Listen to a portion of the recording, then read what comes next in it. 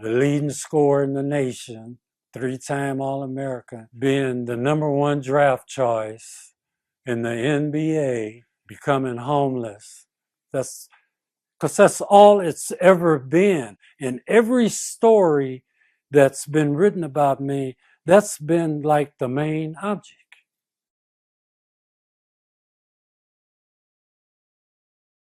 Yeah, my name is Billy McGill.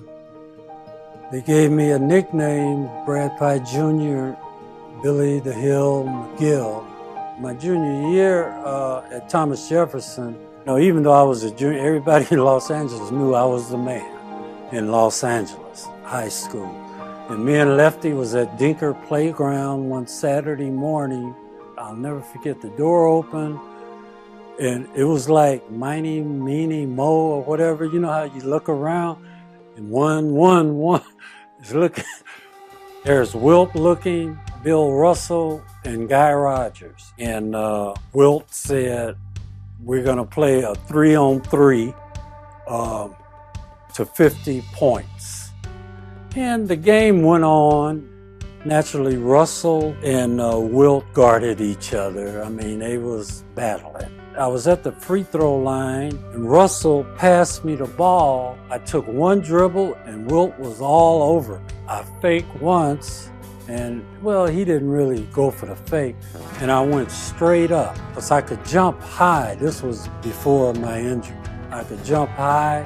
I went straight up, and all kind of people had came in off the street because they had heard Russell, Wilt, Guy Rogers was at Dinker. And I went straight up and shot the jump hook, and Wilt, when I went up, Wilt went up also. And I don't know how I did that, but I shot it so high, not even Wilt, I mean, I know he was superhuman, but it was too high for him. It wasn't a regular shot. When I shot it, Wilt went up, I'll never forget, and he swiped at the ball, but the ball was up here, and he didn't get it. And the ball went right in. And everybody started clapping, the hill. Russell started going crazy. He was laughing at Wilt. Wilt was mad, believe me. And that's how I invented the jump hook. I always thought, if Wilt couldn't block it, who can?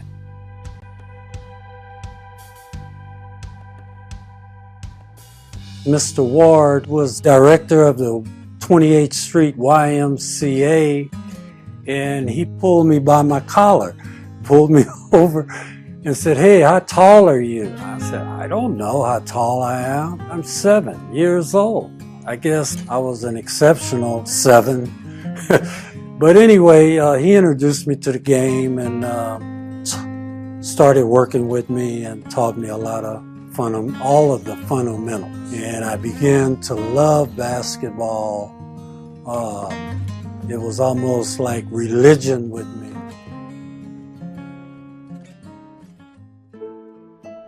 My father, Malone McGill, there was no relationship. And my mother was just a mother that tried to do everything for me like a mother would do her only son.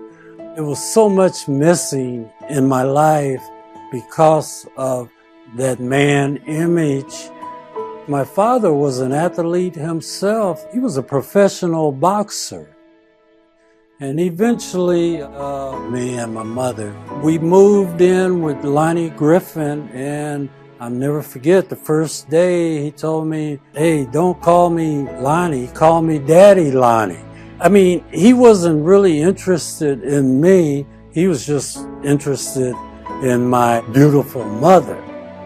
They was at that particular game that I tore my knee up, and they the ones that took me to the hospital. And when the doctor came back with the x-rays and put them up on the wall, and he says, "This is one of the worst kneecaps injuries that I have ever seen. I said, yeah, but when can I play? He said, play? He said, oh, you're done. You can't play. All I want to do now is put an iron kneecap where at least you'll be able to walk halfway decent. Tears was rolling down my face, rolling down my mother's face, and Lonnie Griffin, I remember him saying, yeah, how much is that gonna cost? If my father had been there with me, by him being an athlete, he could have helped me, directed me. What does a 16-year-old kid know what to do?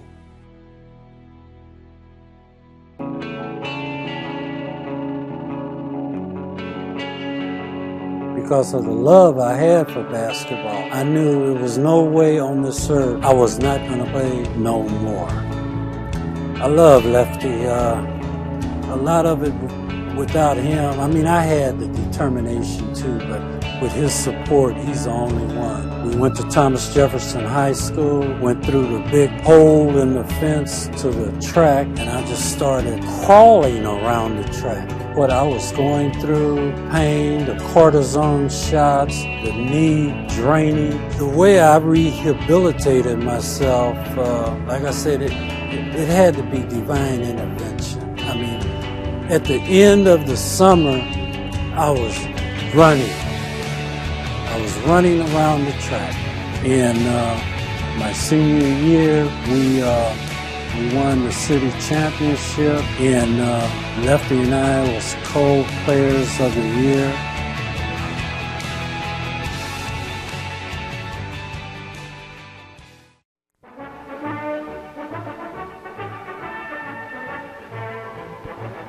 The past 3 years, it has been this great athlete who has rewritten every school and conference record for scoring and rebounding. I decided to go to the University of Utah because I loved Jack Gardner and the way he talked to me and my mother. The highlight of my University of Utah career was my last game as a youth. My senior year, we played Wyoming, and I think I got 51 or something. After the game, people in the stands did not move, and they retired my number right after the game. I mean, I couldn't hold back the tears. People was, wow. Record, the second highest scorer in collegiate history. The Redskins have retired this number for all time.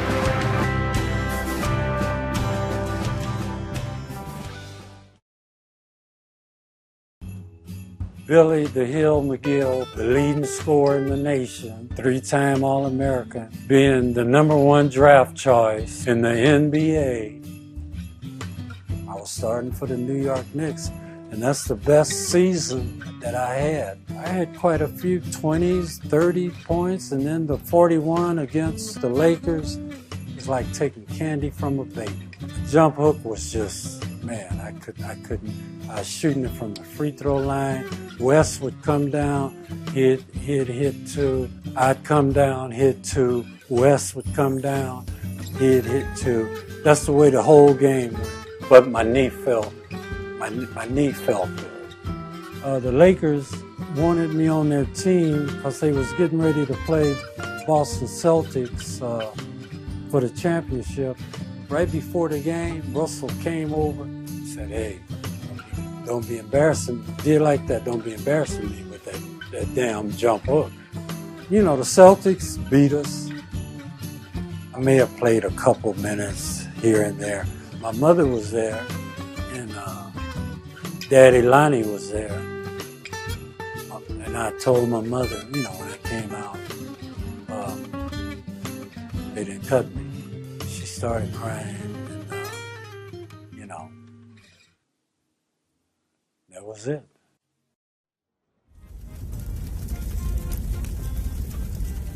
Denver Rockets, the LA Stars, Dallas Chaparrals, ABA, my knee, it just gave way.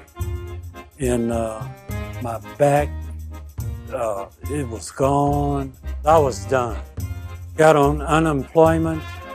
Unemployment ran out. Went to my mother's house.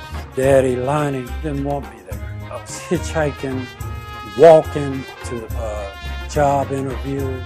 Every single job interview, they said, well, did you get a college degree? I said, no. Well, we only, take people with degrees.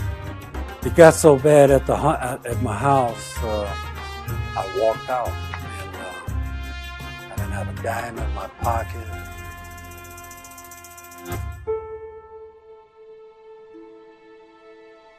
I'd be hungry, but I'd get enough money to eat, and I found this vacant house, and I made it my home. And on Jefferson, it was a laundromat, and I cleaned up. I would, wash up my face and rinse out my mouth, and and I left my phone number, the phone number of the laundromat for people to call. Of the people that, I was asking for jobs. That's what I went through. I went through that. Rain was coming through the ceiling. It was about 3 o'clock in the morning. I fell down on my knees and I asked God, I said, God, I can't go no further. I borrowed a 20 cents or something. I called my mother. She says, I've been trying to get in contact with you. She says, Brad Pye's been trying to get in touch with you. Brad said, Billy, I know your situation. He said, there's no way on earth that you're supposed to be homeless. Somebody at Hughes Aircraft owed me a favor. You'll have a job at Hughes Aircraft. Brad Pye Jr., one that gave me my nickname, Billy the Hill.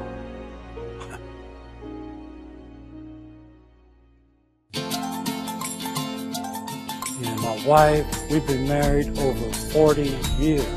I'm just at a blessed place. I got 4 step kids that was with me, when they were really young. They all love me, and I love them.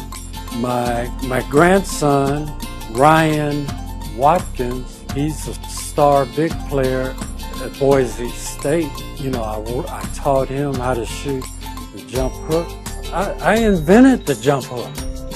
I mean, that's a heck of a legacy. I pulled myself out of the gutter. I got a family. I got grandkids. I'm going to be inducted to the Pac-12 Hall of Honor. I'm proud of that.